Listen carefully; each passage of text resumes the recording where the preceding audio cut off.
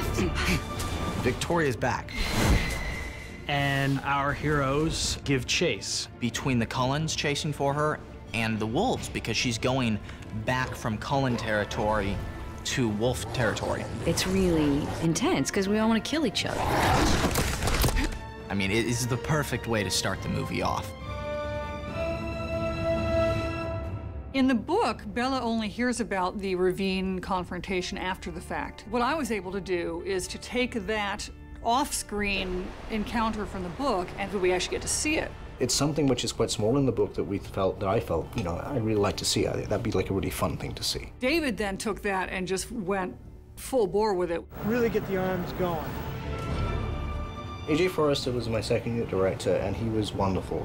He was completely and utterly on the same plane. His mandate for the sequence was fast, fast, fast. This is a car chase. One of the biggest challenges of the movie has always been to capture vampire speed, as Stephanie described it in her books. David came up with this idea, call it the magic carpet. It's like a 4-foot wide piece that we towed on a computerized winch that just hauled people along. And you've got your actors literally running at full speed, but everything's whizzing by, all the trees in the background. So it's kind of like that thing when you're at an airport and someone's on the walkway alongside of you and they're walking, but they're going faster than you. It's that same thing. So long as you're not seeing their feet, it feels like they're actually going very fast, but in fact they're going as fast as humans can, plus the 30 or 40 clicks that the pickup truck is adding to what they're doing.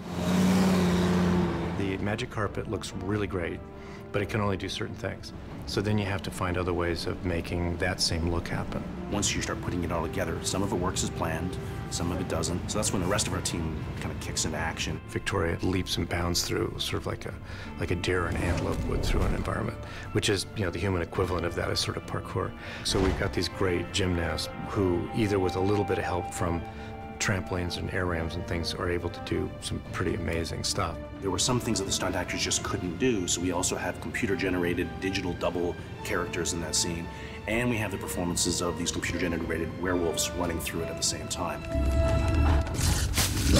The ravine was just hard to figure out what we were doing. The guys from Image Engine came up with a very simple way of scanning environments, so they would go back to these places in the woods and sort of do a video scan of the location and then bring it into previs and run around on it. For sequences that involve visual effects, you want to hand it off to a previs artist, because what you're trying to do is sort of look at the shots you're going to need that will have a wolf in them later and make sure that that's what you shoot on the day when you don't have the wolf there. We use pre-visualization to literally conceive how to shoot the plates in general and how to shoot the elements resulting from those plates. Then do a post-viz process on those plates and animate CG characters in the scenes, and that would give us the data that we needed to know to then go to the green screen stage. So then when we're on set filming the green screen footage, they actually had a mini little cut already sliced together, and they could use that to try and block out their green screen angles to see how their character was going to move through the scene. And that's how we went about shooting all that footage. And then those elements are again taken back into CG and projected into what we're calling a digital magic carpet, where we're actually animating the elements in 3D space that then end up getting composited into the show.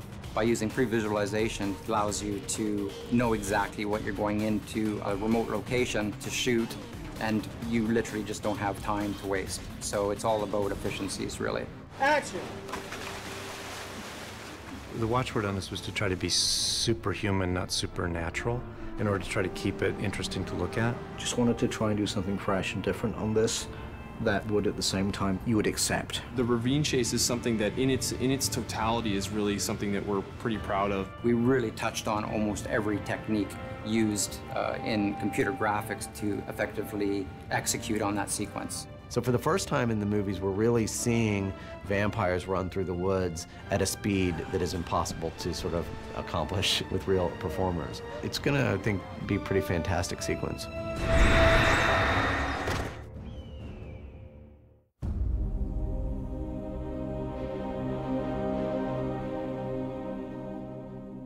On every show, we try and take advantage of the next leap in technology and sophistication. Usually the first model is basically our beta testing things. So we're working out all of the issues, mostly in terms of look and dynamics. The trick, of course, was take the version of what we had on New Moon and turn it into the next version up. I'm Phil Tippett, and I'm a visual effects supervisor and wolf wrangler.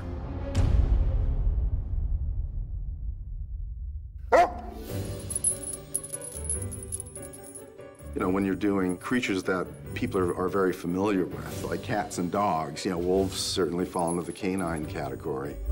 So a tremendous amount of effort is put into, you know, studying canine behavior.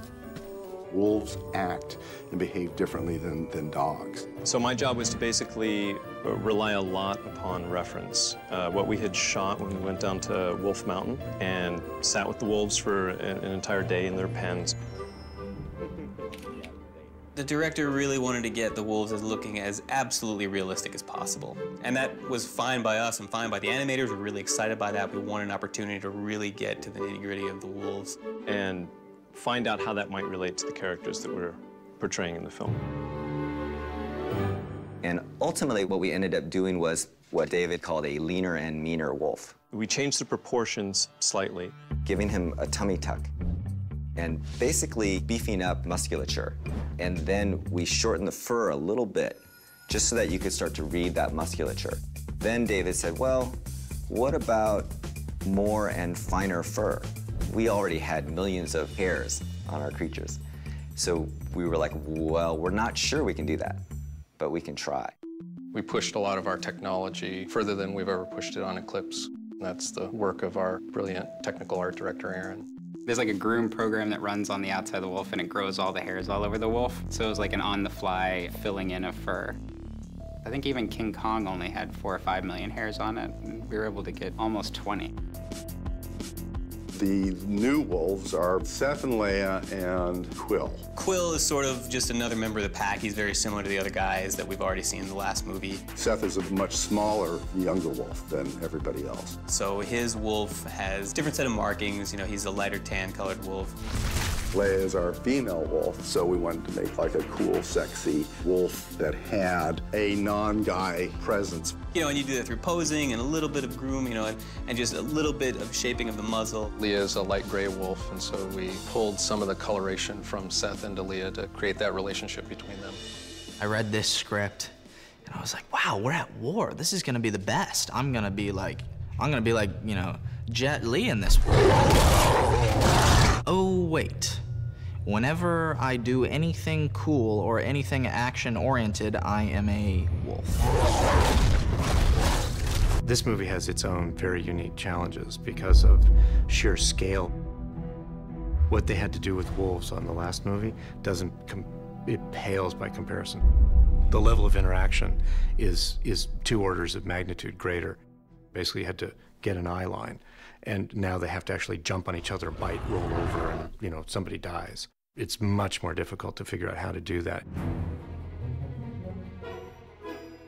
Primarily, my bread and butter is in the setup and the layout and making sure that we've got what we need on the set. Because in addition to just getting the shots, there's a tremendous amount of technical type work that needs to be done in order to place the wolves back into the shots. We are looking at one of our 4 wolf standees. These guys basically tell us how large the wolves are, get the camera framed up, get the actors on the eye line, stuff like that. Give me an open shot. And you took it. See that? The sticks of fur, or fur loaves, as we like to call them, are basically 4 different colors of fur. They represent 4 different kinds of shades of the actual wolves, and we hold them up under the lights so we can kind of get a reference for what they're supposed to look like. So when we do it digitally, we can match as close as possible.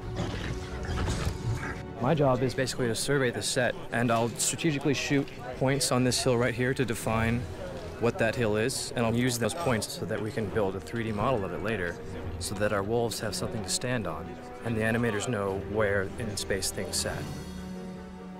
Hey, Jake. There was a great deal more personal interaction between our wolf characters and the humans in this case.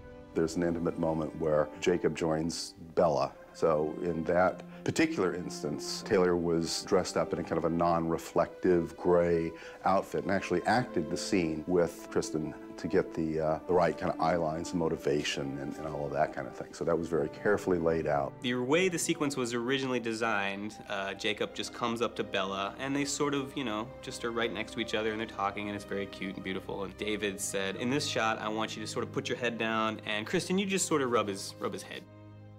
That was not exactly what we had expected. How are we going to actually get her hand moving around his fur? We know that's going to be a technical challenge. Of course, what we have to do ultimately is cover Taylor up with a wolf, and where you see him, we have to paint him out and restore the background. So once this gets transposed into Wolfland, it's basically a hairless wolf. Physically, her hand is actually scratching him on the forehead in this shot. And then once we send it through comp, that'll be fully realized. There's no hiding anything on a shot like that. It's all up on the screen. So you really want your attention to be on the performance of the characters. And you have to feel a real connection. You know, she leans into him and he pushes her back. And to make sure that that dynamic feels palpably performance-worthy. The thing that's gratifying for us is we have heard repeatedly that all the girls go, oh, because they feel this connection between Jacob and Bella. I'm very happy about that for our animation team. I feel like we've been successful in that way. It's always gratifying to get the audience's response and realize that, you know, hey, it all came together and it worked. People look at the digital wolves not as a computer effect, but as Jacob. You know, and all of the fans of the movie are looking at these scenes and like, oh yeah, that's just how I thought he would do it. So for us, being able to focus on characters is really satisfying. Our kind is never more physically powerful than in our first several months of this life.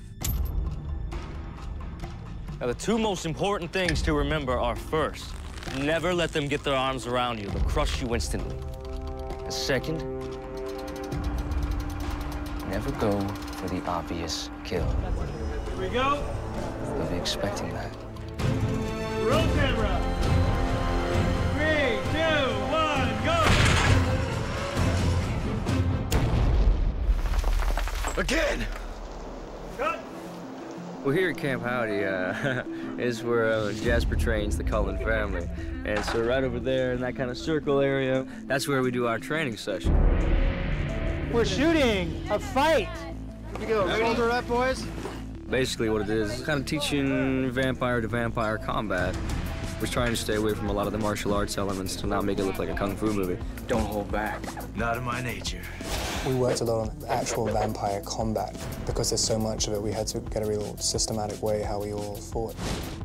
You block different and you hold your stances different. We're vampires, so we don't have to hold our boxing stance.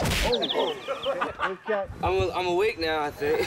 You just want to make the styles fit the personality of who's doing it. Damn it, he's a big guy, so you want to make him more like strength-based. He's invincible. He just bulldozes through everything. Rosalie's dirty. Come on, Rosalie. Come on, Rosalie. It's like if she was a human in a bar fight. She'll break a glass bottle and use it. Yeah, that's her way, but it gets the job done. And I just smile when I see it. High five on it. Alice is more agility-based. Which is sometimes difficult filming, but it looks really cool when you get done. She can jump, and she's just very pixie-like. It's really cool to be able to have superhuman speed. Where could she be? Oh, there she is! She's like a dark Tinkerbell. And Jasper's just awesome. Jasper's like the fast one. He's a little more experienced. Which is very important with the newborns because they're just as quick. They'll crush you instantly. I don't like the idea of throwing punches at Ashley and Nikki. You know, something about that. I think everything my father ever taught me was, you know, I was going against. Ah!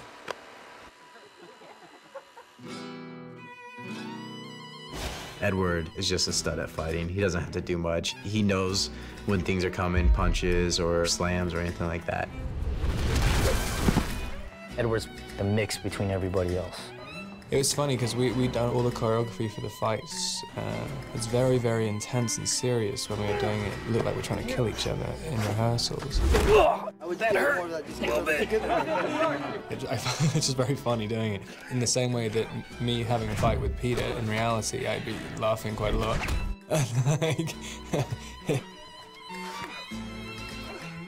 That was a fun scene.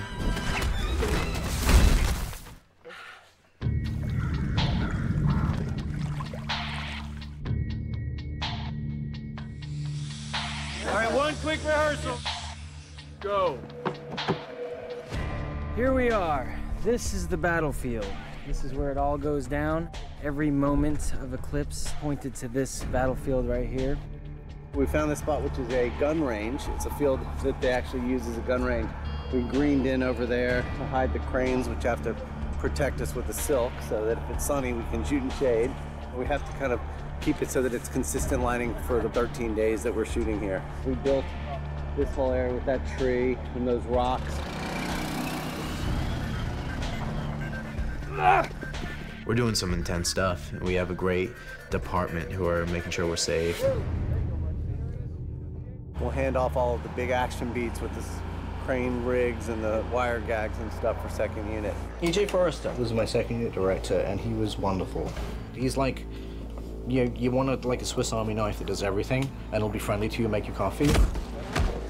That's E.J. Forrester. That's what you get for being late. E.J.'s done so much stunt work. Ladies and gentlemen, Ashley Green, working without a net. I'm not a fan of working with second units because I'm kind of one of those people that sees something very specifically. And generally, I go out and I do that myself. And my entire career, I've always been the person to do it on my own. But it was fantastic to have E.J. because E.J. actually understood that and would always be asking, well, what else can we do? What else can we do to help? And they just went forward like soldiers. 3, 2, 1, action!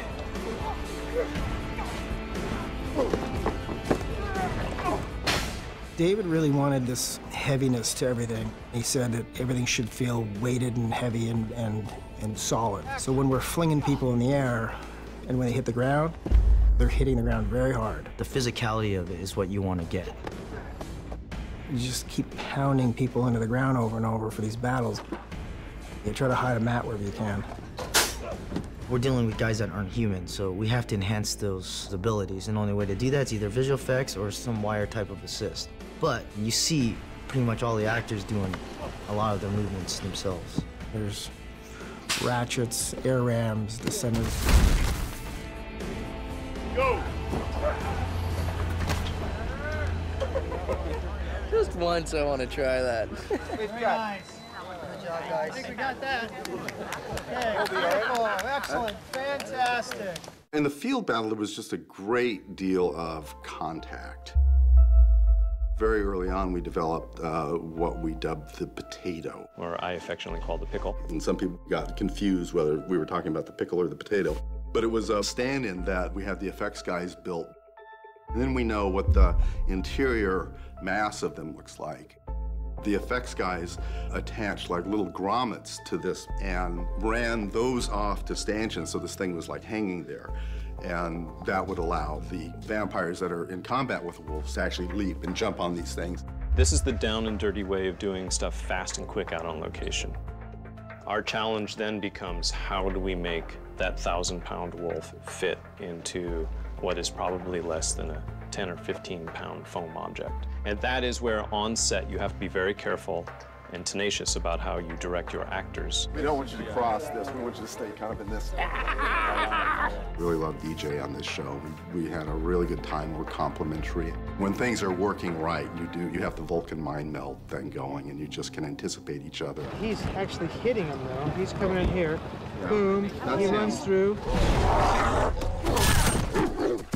Construction of the vampire army, even how vampires are constructed, what they're made of, you know, what's underneath this stuff, was something that I became very obsessed with and had many conversations with Stephanie about, and postulated many biological solutions, because when we kill these vampires, they break into pieces, and we have to know what these pieces are made of, and at least I think we do. I think it's good, because that way we can do it well. When you break one, when you rend, we're calling it rending. When you rend a vampire, you rip them apart.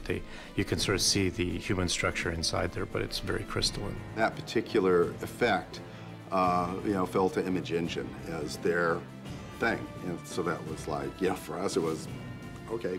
The crystal shattering was definitely very subjective. Like, everybody had a different opinion on what it should look like, because ultimately, well, what does a person look like when they crack and break and it looks like crystal? But to agree on what looks right is very, very difficult. We want it to look as violent as the book seems to imply that it should be, and yet at the same time stay within the levels of taste and censorship. How do you make a PG-rated film filled with decapitations and severings that isn't going to be basically shot down by the ratings committee. So it really was about this crystal concept that allowed these actions to really take place, because otherwise they would never reach the film. We're still PG-13, so that's been a challenge for us too, because we have some shots that are crossover shots with Image Engine. So Image Engine will deliver us a plate, for instance, with Riley's hand as just a stump, you know, with a crystalline stump. And then we have to use that for our plate. Or we have some shots where the wolf will come in, grab him, tear off that hand, and then Image Engine works on a hand, and then we composite all together in the end. It was among our top 3 challenges on the show.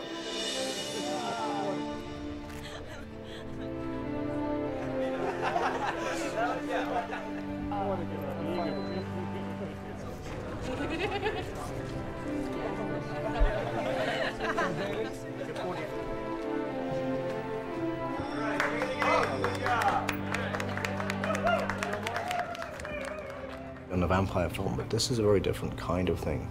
This is a romantic story. This is the first day I've shot on Twilight without a kiss. To go from darker, more abject feelings to very pure romantic scenes, to do very emotional scenes was a huge challenge and fun and a way to learn and grow. As a storyteller, you're looking for a great story. And I'm totally biased, but of all of the books, it's my favorite story. I look at the themes. I remember talking with Stephanie about this.